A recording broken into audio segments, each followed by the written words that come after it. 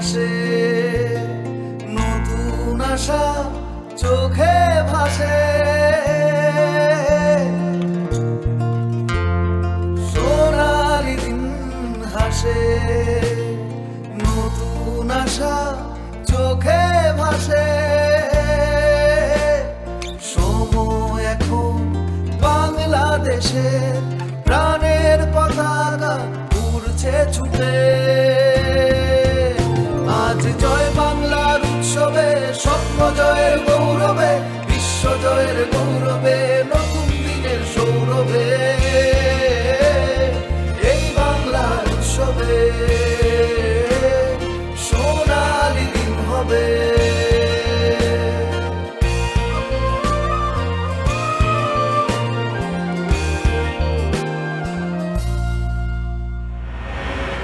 আপনার ফোন তো খোলা আছে, আপনি ফোন ধরছেন না কেন? না মানে হচ্ছে কি ম্যাডাম, ফোন ধইরা কি বলবো এইটাই বুঝতে পারতেছি না, তো ফোন বইটা লাভ কি? তুই জানিস নাকি শান্তিনিকেতনে সবাই কিন্তু খালি পায়ে হাঁটে? তাই? কেন? রবীন্দ্রনাথকে সম্মান জানানোর জন্য। আর ওই জায়গাটা তো একটা আশ্রম মতো জায়গা, পবিত্রতারও একটা বিষয় আছে। হঠাৎ করে একদিন নিজের বাড়ি গুছানোর দায়িত্ব নিলেই মহান হওয়া যায় না, নিজের মনটা পরিষ্কার করতে হয়। বাবা কোথায়? ঘরেই আছে। আসলে সুন্দর মনের মানুষ ছাড়া কিন্তু এইরকম সুন্দর হাসি আসতে পারে না, বুঝছেন? তুমি আমার একমাত্র সিংলা। সারা, এটা বাংলাদেশ। ওখানে হয়তো 18 বছর পরে তুমি ফ্রি হয়ে ঘুরতে পারো, কিন্তু এখানে প্রত্যেকটা বাবা মা তার মেয়েকে নিয়ে টেনশন করে। এটা একটা খুবই নর্মাল একটা ব্যাপার। তুমি অ্যাটলিস্ট যেখানেই যাও আমাদেরকে বলে যাও, ইনফর্ম করলেই তো আর আমাদেরকে টেনশন করতে হয় না। কিন্তু আমি তো ঠিক আছি, আমি তো ঠিকঠাক মতো চিনে দাদা বাড়িতে চলে এসেছি, আর তোমাদেরকে বললে তোমরা কেউ আমাকে এখানে নিয়ে আসতে না। ঠিক হয়েছে, এখন উত্তর দিতে বলো। কি বৌমা, উত্তর দাও।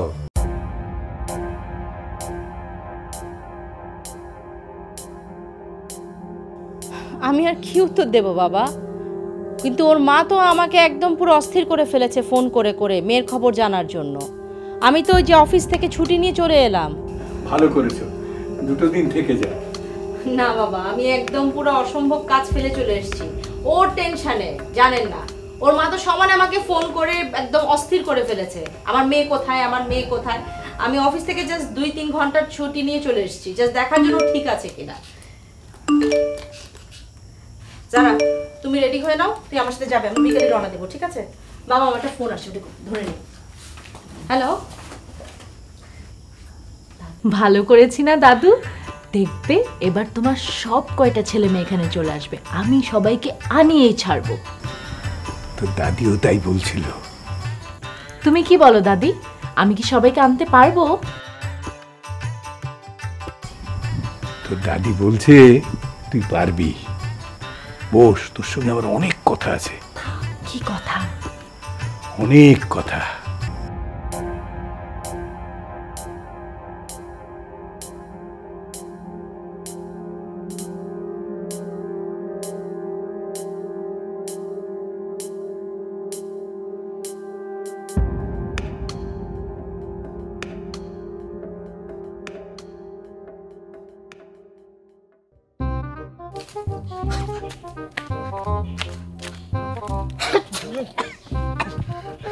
আরে কি হচ্ছে? আরে গুটি সাহেব, এরকম হাঁপাচ্ছেন কেন? আপনি এখানে? জি। কি হয়েছে ভাই? হ্যাঁ, আপনাদের কি?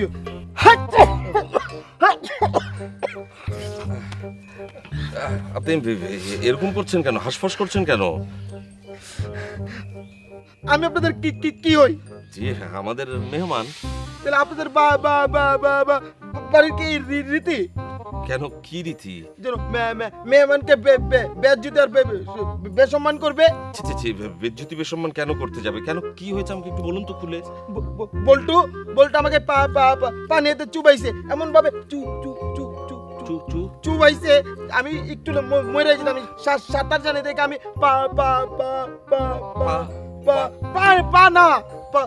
পানি থেকে উঠে আসছি। ও আচ্ছা আচ্ছা, কিন্তু মানে আমি আসলে বুঝতে পারছি না, বল্টু তো আমাদের বাড়ির লোক হতে যাবে কেন? তো আমাদের বাড়ির লোক না, আমাদের গ্রামের ছেলে, কিন্তু আপনার সঙ্গে ওর কি হলো যে ও আপনাকে পানিতে চুবাতে যাবে? আপনারা এতক্ষণ এই বুঝছেন, আমার তো অ্যাজমা সমস্যা আছে, দেখতেছেন না? আর এই যে বল্টু, এই যে আপনার সাথে কথা বলতেছি না, এটা যদি বল্টু দেখে, এখানে বল্টু হিংসা করে। সে কি, আপনি আমার সঙ্গে কথা বলবেন সেটা বল্টু সহ্য করতে পারবে না কেন? আর আমি কি আপনাদের বাড়ির মেহমান? আমি সবার সাথে হাসি খুশি কথা বলবো, এটাই তো আমার কাজ না? বলেন আপনি। জি অবশ্যই। ওই যে কবিতা আছে না, কবিতার সাথে কথা বলে এটা বল্টু দেখতে পারে না। আমার সাথে কি কবিতার কোনো কিছু যায় বলেন? না না, তা কেন, বুঝতে পেরেছি। আসলে দেখুন, কোনো একটা ভুল বুঝাবুঝি হয়তো হয়েছে। আমি বল্টুর সঙ্গে কথা বলে ব্যাপারটা ঠিকঠাক করে দেবো আপনার সঙ্গে।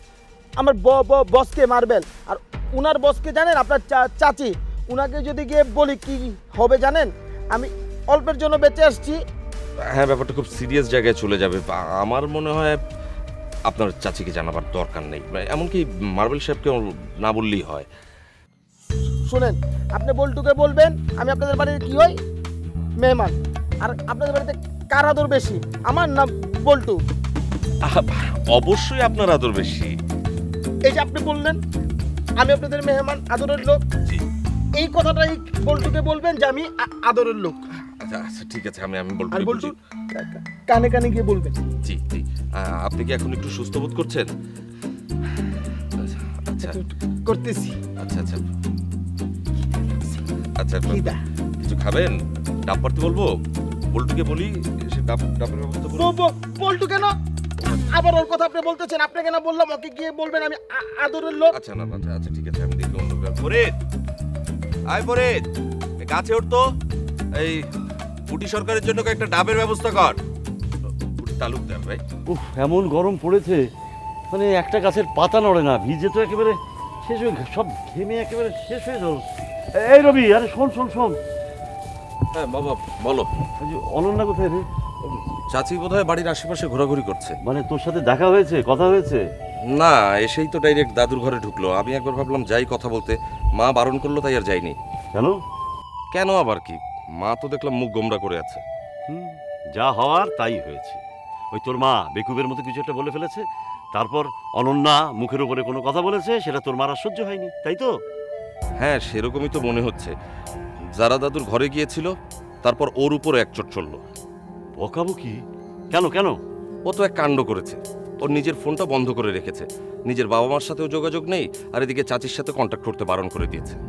কিন্তু তুই যে বললি ওর সাথে সেই অনন্যার এমপ্লয়ি ছেলে দুটো আছে। ও দুটো তো সেই রকম চিজ, যারা বলেছে ওরা যেন চাচির সাথে যোগাযোগ না করে। আসলে চাচি সে কারণে আরো বেশি রেগেছে। আরে তাই তো হবার কথা, কিন্তু পরে ওই জারার খবর সে পেল কি করে? আমি ছোট চাচিকে টেক্সট করে দিয়েছিলাম। সেও ভালো, অন্তত জারার উসিলাতে হলেও সে একবার বাড়িতে এসেছে। তা এখন অবস্থাটা কি? বাজার টাজার করতে হবে তো নাকি? কার জন্য বাজার করবে? চাচি তো নাকি এক্ষুনি বেরিয়ে যাবে। চলে যাবে মানে? কেন বাবা, এক ঝলক যে এসেছেন তাতেই খুশি থাকো না, তার কত কাজ। আরে তাই বলে মানে সবার সাথে দেখা না করেই চলে যাবে নাকি? চিন্তা করো না বাবা, সৌজন্য সাক্ষাৎ তোমার সঙ্গেও করবে। আমি একটু খামারের দিকে যাচ্ছি, চাচিকে আবার কিছু জিনিস দিয়ে দিতে হবে। হ্যাঁ, তো দেখা করে যা। অসুবিধা নেই বাবা, আমার সঙ্গে চাচির দেখা হবে।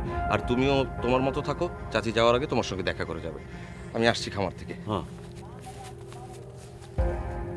কি যে সব হচ্ছে, মানে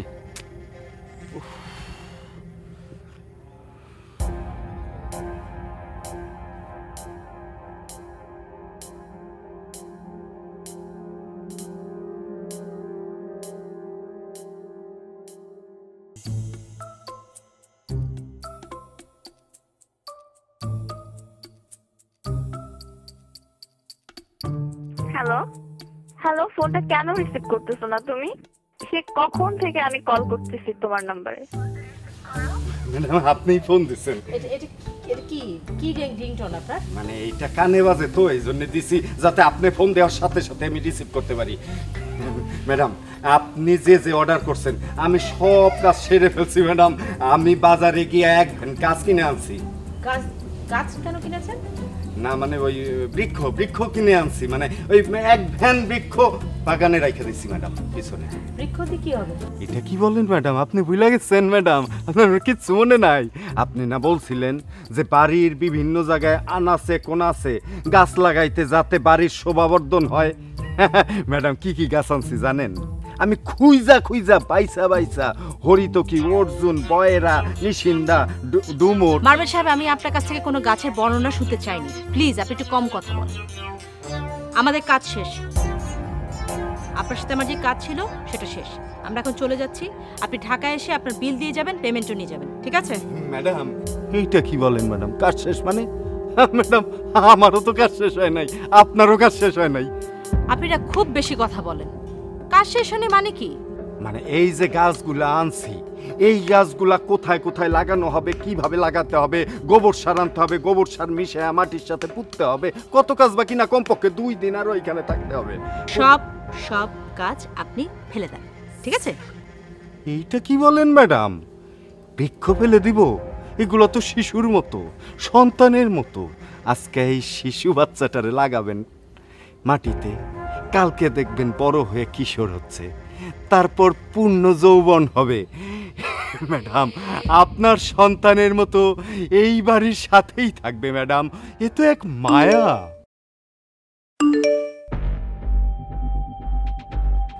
হ্যালো, জি রাবার। ও আসসালামু আলাইকুম ভাইয়া। জি জি হ্যাঁ আছে তো। ইনফ্যাক্ট আমি তো আসলে আমার শ্বশুর বাড়িতে, গ্রামের বাড়িতে। পুলিশ কেন?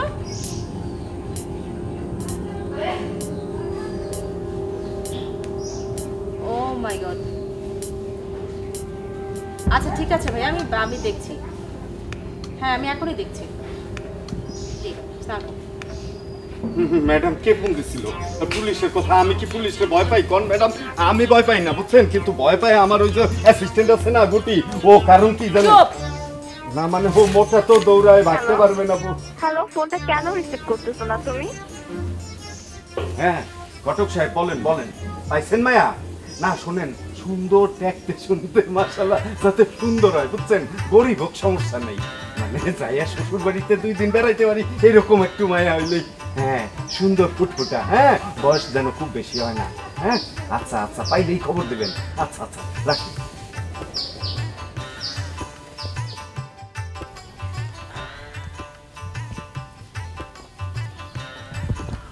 এই সারা, তুই এখানে?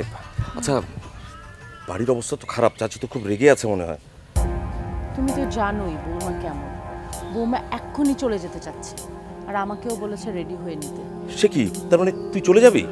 আরে ধুর, রাখো না, দেখো কি হয়। কি হবে? শোনো, বৌমা এত সহজে যাবে না। কেন যাবে না? বৌমার একটা ফোন এসেছিল, কে যেন ফোন করলো, কি কি যেন বলছিল, আমার মনে হয় কোনো জটিলতা। তোর এই রহস্যময় কথাবার্তা না আমি কিছু বুঝি না। আরে বাবা, আমি যদি পুরোটা জানতাম তাহলে না তোমাকে বলতাম, আমি নিজেই তো জানি না। তাহলে বললি কেন? তুমি জিজ্ঞেস করলে কেন? আচ্ছা আমি বরং চাচির সঙ্গে গিয়ে একবার কথা বলি। না না না না, তোমার কথা বলার কোনো দরকার নেই। আমি আগে বৌমার সাথে গিয়ে কথা বলি, তারপর তুমি যা করার করো, ঠিক আছে? আচ্ছা যা।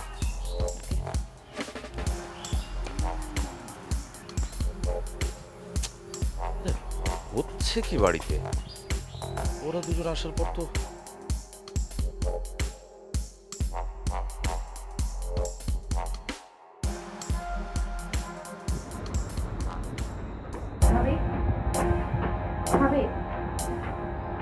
রবি কোথায় কোথায় গেছে? বাড়িতে নেই না? কোথায় গেছে বলেন তো? বাড়িতেই তো ছিল, তুমি আসার পর বাইরে হলো। আমি আসার পর বের হলো মানে?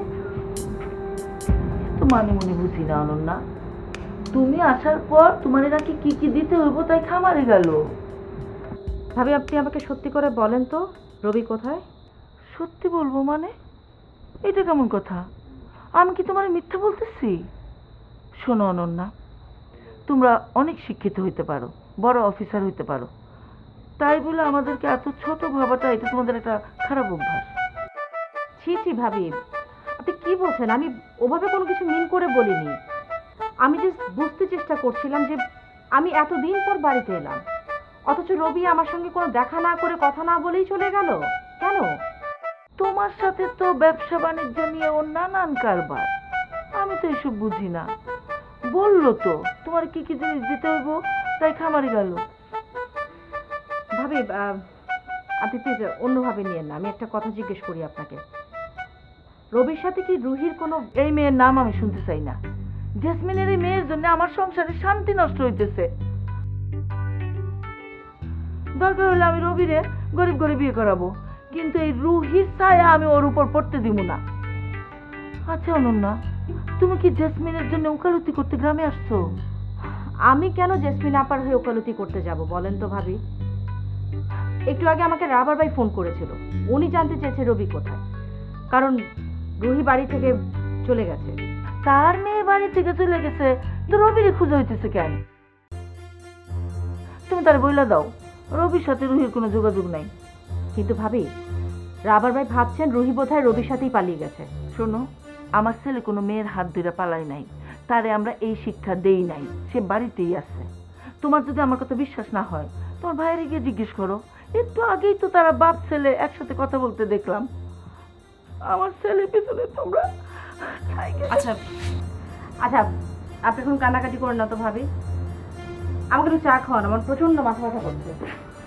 তোমার জন্য চা কইরা তো প্লাস্টিক রাখে দিচ্ছি, তুমি তো না খেয়ে গেলা গাউদিকে।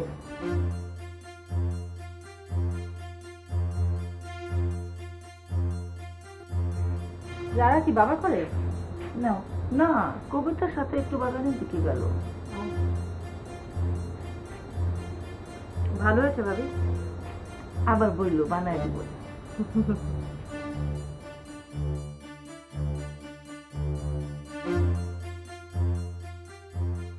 আমি তো কিছুই বুঝতে পারছি না সালেহা, তুমি কিছু বুঝতে পারছো? নানান রকম ঝামেলা তো শুরু হয়েই গেছে। অনন্যা কোনো ঝামেলা পাকাচ্ছে না। তাহলে তাহলে কোথায় ঝামেলা? জেসমিনের ঘরে ঝামেলা শুরু হয়ে গেছে। কি বলো? জামাই কি কোনো সমস্যা করছে? তাদের মেয়ে, যার জন্যে তোমার নাতি দেওয়ানা হয়েছিল। আমার কোন নাতি? মিঠু?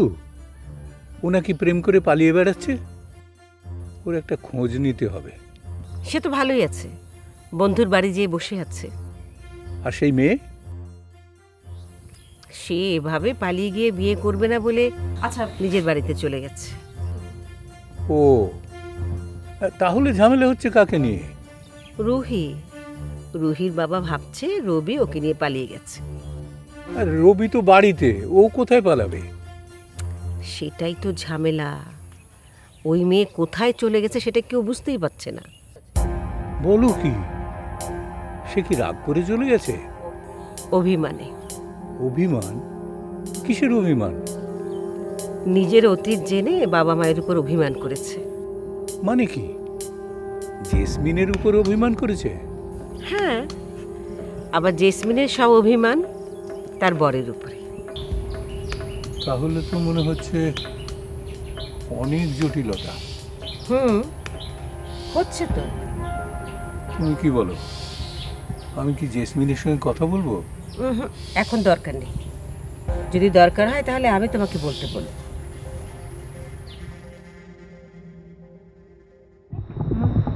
তুমি কি একটু পরেই চলে যাবে নাকি আবার? আমি তো যেতে হবে রে, আমার তো গিয়ে আবার অফিসে জয়েন করতে হবে। ছুটি নিয়ে আসলাম কয়েক ঘন্টার জন্য, তো কি একটা ঝামেলার মধ্যে পড়লাম বলতো। কি ঝামেলা? আচ্ছা, তোর সাথে কি মাহি রুহি এদের ফোনে কথা হয়? একবার হয়েছিল। মাহি যখন কক্সবাজার থেকে ঢাকায় ফেরে তখন আমাকে ফোন করেছিল। তারপর আর কথা হয়নি? না, কেন বলো তো? কিছুই বুঝতে পারছি না। কোনো সমস্যা হয়েছে? তোমার চাচুর সঙ্গে কথা হলো, রুহি নাকি কিছুদিন আগে ওকে হঠাৎ করে ফোন করে জিজ্ঞেস করেছে যে আমার বাবা মাকে। কবিতা বিষয়ে যা বলার আমি কিন্তু সেদিন তোকে পরিষ্কার বলে দিয়েছি।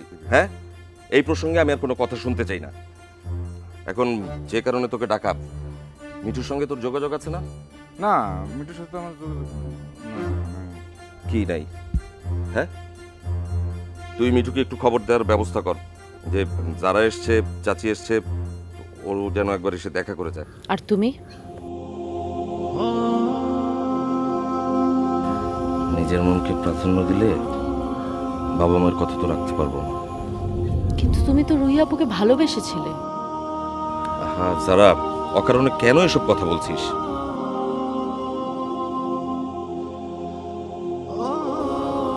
আচ্ছা, শেষ কবে রুহি আপুর সঙ্গে তোমার কথা হয়েছে? তারপর রবি ভাই আর আমি মিলে দুইজনেই ট্রাই করলাম রুহি আপুকে ফোনে, কিন্তু ফোন তো বন্ধ। তোমার ফুপুকে ফোন করেছিলে? ফুপু তো ফোন ধরলো না, মতি ভাই ফোন ধরেছিল। মতি ভাই কে? ফুপুর ড্রাইভার কাম সেক্রেটারি। রুহি আপু ফুপির নিজের মেয়ে না, কুড়িয়ে পাওয়া মেয়ে। তার কোনো মা বাবা বংশ পরিচয় নেই, আর সেজন্যই সে এই ফ্যামিলির বউ হতে পারবে না। হ্যাঁ তাই। সারা, হ্যাঁ ভাইয়া, দাদু আমাকে সব সত্যি কথা বলে দিয়েছে। বেয়াদবির জায়গা পাও না, তাই না? না, এই গুটি যদি উল্টায় তোমার শরীরে পড়তো, তোমার খেয়াল আছে তুমি কি করতে পারতা? ওর ওজন কত জানো?